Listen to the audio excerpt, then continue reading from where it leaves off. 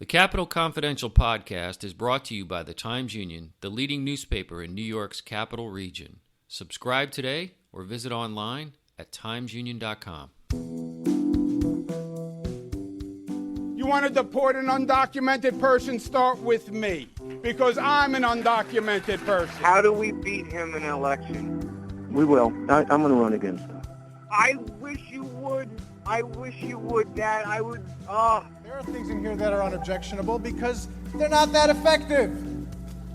So yeah, sure, I'll vote for a distinctive license plate. Sure, why not? Jim, you had your press conference at 4 o'clock. You're having a press conference now? That's You're right. talking? I'm having a press conference. Well, now. is this your space here or is it public? No, it's my space. Oh, this is your Don't space. interrupt. Okay. I'm David Lombardo, and this is the Capital Confidential podcast. If you're following the Democratic primary for Attorney General, you might come away with the idea that the office has unlimited powers and a limitless scope. While the position has taken on new duties and embraced an expanded role, this has not always been the case. To help understand how we got where we are today, I talked with former Attorneys General Robert Abrams, a Democrat who served from 83 to 93, and Dennis Vacco, a Republican who served from 95 to 99. So let's start way back, when New York was Old York? Here is Abrams. So the office goes back, a couple hundred years when the King of England began to colonize America, and the king had a lawyer, and that was the genesis of the role of the Attorney General, representing the interests of the sovereign. And then as time went on, there began to emerge state constitutional conventions in the different states, and the Attorney General shifted from an appointed position to an elected position. And that shift has been going on over the last couple hundred years. When I was Attorney General, for example, the Commonwealth of Pennsylvania changed its constitution to go from an appointed Attorney General to an elected Attorney General. It builds in greater standing and independence for the holder of that office, the Attorney General. And now there are just a handful of states where there are appointed Attorneys General.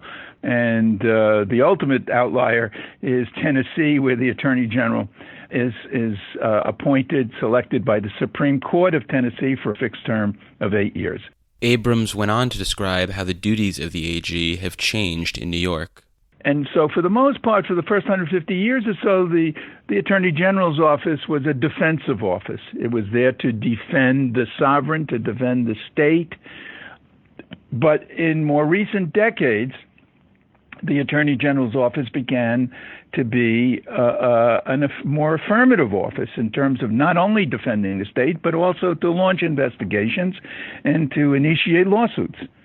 And that's a very exciting agenda because you have some control over that. The lawsuits that are brought against the state, you have no control over.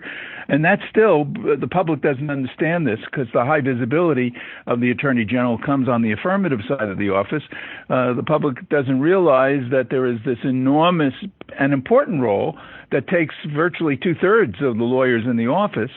The bulk of the staff, the legal talent and staff, is still with the defensive role, defending the state all around the state of New York, within the 62 counties where the state is sued for a whole variety of reasons. But then you have this affirmative side, where the Attorney General, depending upon who the Attorney General is, and what the orientation of that Attorney General is in terms of philosophy, activism, creativity, responding to what are the perceived needs at that moment in time, the Attorney General can launch investigations, can bring lawsuits. And it crops up in a whole variety of ways. So, for example, when I was Attorney General, the issue of the environment was critically important. I brought the Love Canal lawsuit. And when I was Attorney General, no Attorney General previously had ever filed a lawsuit to compel a wrongdoer to clean up illegal or inappropriate and improper dumping and of toxic and hazardous waste. And by the time I left, I brought 65 of those lawsuits, never done before. So the Attorney General can chart new ground. I was part of a process of what has occurred. The Attorney General's office has emerged from a low-key backseat office in government to an important frontline protector of people's rights. So it's an office in metamorphosis. It's constantly being redirected and reshaped to meet the challenges and needs of the public at any moment in time. Here is Vacco explaining the situation when he took office following the election of 1994. I was coming from the perspective of having been a state and federal prosecutor. So I came to the office from a 15-year law enforcement background. The political environment, the atmospherics around that race in 1994, a year after Giuliani had been elected mayor in New York City, you might remember that at the time, one of the major campaign themes in those days was violent crime. And, the race was consumed at the time by what was happening in our cities and across the state, where crime was more prolific than it might be today. So I came to office in an environment where the public was, looking for, more protection from the government from violent street crime. That was a sea change for the AG's office, because prior to that, while Bob Abrams had a criminal bureau in the AG's office, the crimes that they typically pursued under General Abrams were, more of the consumer-related, fraud-associated crimes. Given my background, I added additional resources, hired former prosecutors, and turned the criminal bureau into a criminal division to further emphasize the significance of, the crime-fighting abilities of the Attorney General's office. We worked collaboratively with the DAs, especially upstate rural DAs, to help provide them with resources when they had complicated violent crimes in their counties, that we could provide resources to assist them. We built off of what Bob had started with the criminal bureau, turned it into the criminal division, and in so doing, I think that we helped begin to change the people's perception, the voters' perception of the AG's office from primarily a consumer protector to be more focused on, the law enforcement capabilities of the Attorney General's office, which I find to be very interesting, because 20 or 25 years ago, I had a lot of people challenging me, saying that, my vision for the office wasn't, the traditional vision for the office, and that, I was trying to expand the office into something that it shouldn't be. Well, here we are today, fast forward to 2018, and, all you hear these candidates talk about are the investigations that they're going to be launching. And they're not investigations into consumer products or consumer deception. They're more akin to criminal investigations. So the perception of the office has changed, and the actual function of the office has changed as well. Do you think it's fair to say the powers of the AG's office have regularly expanded over the decades, or is it simply that, depending on the AG, different powers are exercised? That's a great question. I think that the answer to that is both. Depending upon the AG, more powers have been employed. My focus back in the 90s of making assistant AGs available to local DA offices. I mean, we tried rape cases, we tried homicide cases. I don't know if a homicide case had ever been tried by the Attorney General's office until I came to office. And frankly, I'm not so sure that many have been tried since. But we did that. So that was, me, the AG expanding the reach of the office using existing law. So I think over time, the powers have grown either because the AG has found ways to organically grow the authority of the AG, or because either legislatively or through executive order, the powers have expanded. Some powers of the office are unwritten and stem from the profile of the position, such as how Abrams leveraged his job to become a player in Congress. So, for example, I testified before the Congress, I think it was 36, 37 times, maybe 40 times.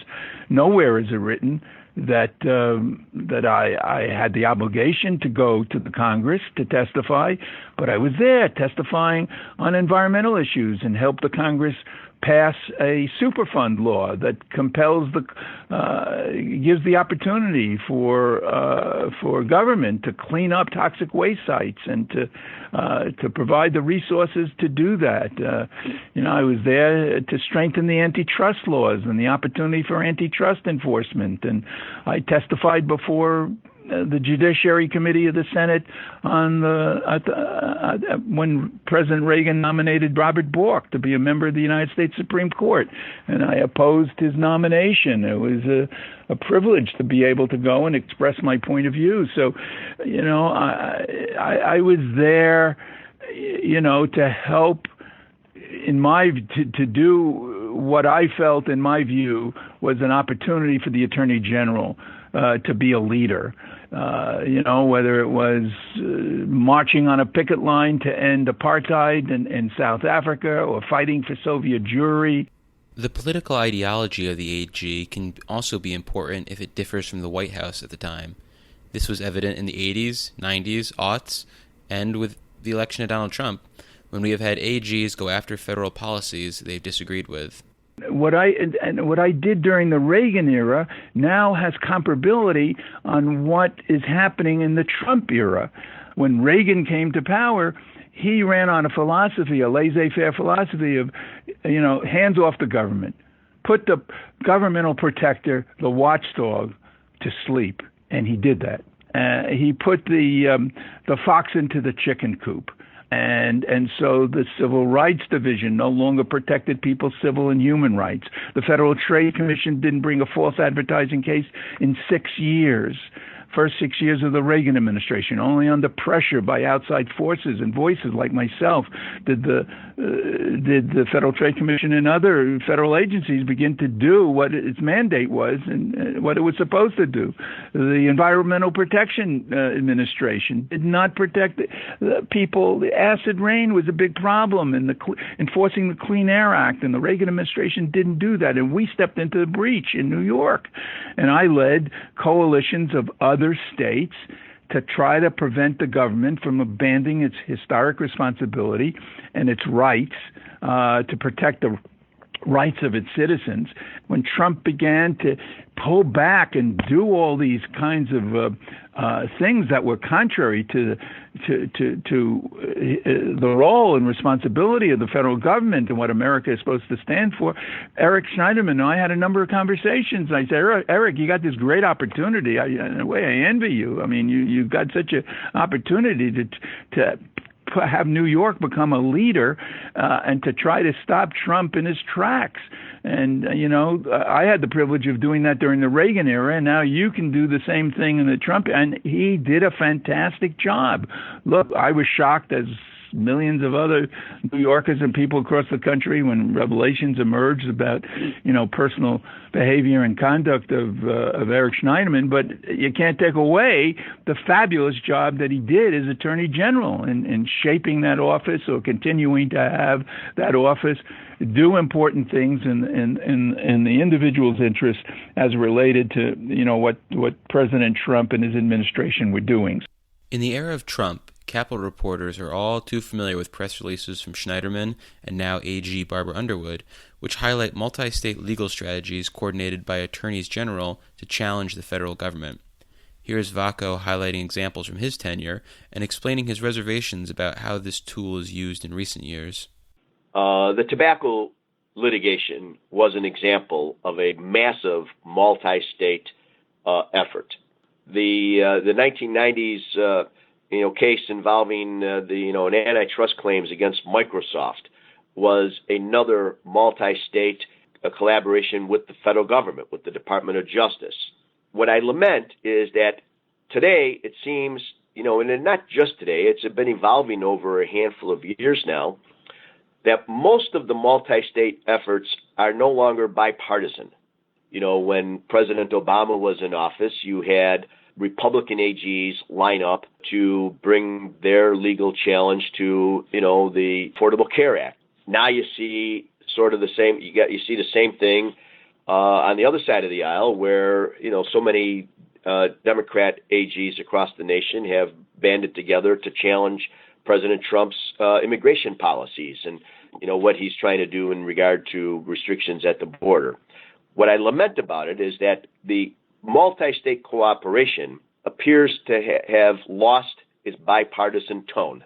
And that, I think, it's just a troublesome extension of the polarization of politics in America. That even the law enforcement officials are having trouble coming together across party lines to identify a problem that needs to be attacked across many states and across party lines. Look at you're always going to have the AG of the party that's not in the White House, always kind of challenging the federal government. So there's nothing new about the activism against the federal government. I mean, and I think many of the Democratic candidates are espousing that logic in their public positions now. The ability of the AG's office to bring criminal charges has been a hot topic this summer, with Governor Andrew Cuomo offering to make a criminal referral on the Trump Foundation case, and AG Barbara Underwood requesting a referral from Tax and Finance to potentially go after Michael Cohen. Here is Vacco explaining how this process works. While we talk about the public's perception of the role of the AG, I think that many people in the public, when they hear the Office of Attorney General, they think of law enforcement in the same context that you might think of a United States attorney or a local county district attorney. But the prosecutorial authority of the AG's office is really a latent authority, legally latent authority. The AG does not share concurrent jurisdiction with the district attorneys. Instead, the AG, in order to stimulate, if you will, the latent prosecutorial authority, it must, in most instances, receive a referral from an executive branch agency. Now, that executive branch agency can be a district attorney. That executive branch entity can be Tax and Finance or Department of Environmental Conservation or the New York State Police. The broadest stroke of authority is when the governor authorizes the stimulation of the AG's prosecutorial authority. We saw this in 2015 when Governor Cuomo, through an executive order, gave the AG the authority statewide to investigate and, if necessary, prosecute police officers in instances where police conduct resulted in serious physical injury or death. It's my sense that the number of requests for referrals and the number of referrals altogether has gone up. And I'd like to think that, as we began in 1995 to change, to expand, not so much change, but to expand the law, the prosecutorial function of the AG's office, I think it has led to, more referrals. Here is Abrams talking about criminal prosecutions. But I felt that enforcing the law criminally is very powerful. It not only sends the kind of message, but it sends the kind of penalty that might prevent wrongdoing from occurring in the future. If people knew not only are they going to have to pay out of their pocket as a result of committing crimes or doing wrong by paying damages or penalties, but they also may have to pay, with their reputation and with their freedom, that they can go to prison for their wrongful acts. And so I went to the legislature and I tried to get some criminal authority. We did get it in the environmental area to prosecute environmental crimes. I tried to increase the role of the Attorney General on the criminal side. I formed a law enforcement council bringing together the district attorneys, the sheriffs, the chiefs of police of the entire state. We went to the legislature for changes in the law in Albany to try to strengthen the criminal justice system. Another major aspect of Abrams' time as AG was the professionalization of the office. As it took on an expanded portfolio, it did so with a new cast of characters that didn't resemble the traditional underlings in the department. I mean, when I became the Attorney General, I took notice of the fact that the Attorney General's office professionally, within the legal community, was not that highly regarded. And I thought that's terrible. That's horrible. Right within a couple of blocks of where the Attorney General's office was in New York City were two other legal offices. It was the District Attorney of New York County. It was the United States Attorney for the Southern District. And I said, look at those two offices. They are beacons. They are magnets for fantastically qualified people. Why shouldn't the Attorney General's office of New York be a beacon like that? Why shouldn't we get the best of the crop applying to our office and working in the Attorney General's office? And I said, the Attorney General's office should not be a patronage trough. The Attorney General, yes, gets elected by the people, but then after the election, that's where politics stops and ends.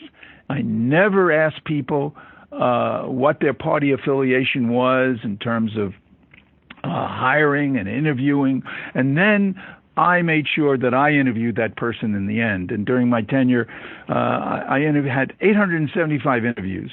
And it was no perfunctory interview of, 5 or 10 minutes. I spent 45 minutes up to an hour sometimes in interviewing that person, wanting to know, who this person is, and is this person worthy to be to bear the title of an assistant attorney general in the state of New York. And I wanted them to see me, frankly. I wanted them to understand who I am on a personal level and what I'm all about, what my priorities are. And so we did professionalize that office, hired on the merits. I was not a very popular person within the Democratic ranks in the Democratic Party because people wound up getting positions who were not members of the Democratic Party. And I rejected lots of people who were referred to me, who didn't cut the mustard. And that's our show. My thanks to Attorneys General Vacco and Abrams for coming on. I also want to thank former AG and Governor Eliot Spitzer for speaking with me off microphone. All three will be part of our upcoming written story on the evolution of the AG's office and what it's capable of today. Keep your eyes out for that in the coming days online at timesunion.com and in the hard copy that, hopefully, comes to your door each morning. Until next time, podcast adjourned.